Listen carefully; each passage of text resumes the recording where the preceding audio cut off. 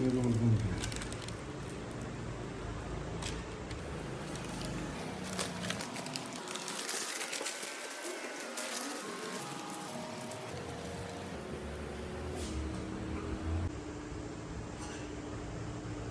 बिस्मिल्लाहिर्रहमानिर्रहीम।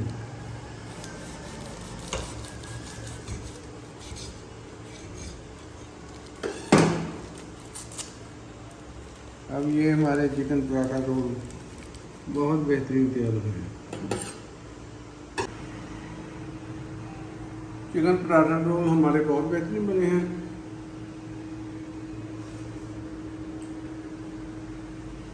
मिलते हैं अगली बेहतरीन रेसिपी के साथ। मेरे चैनल को सब्सक्राइब करें, लाइक करें और दोस्तों में शेयर करें।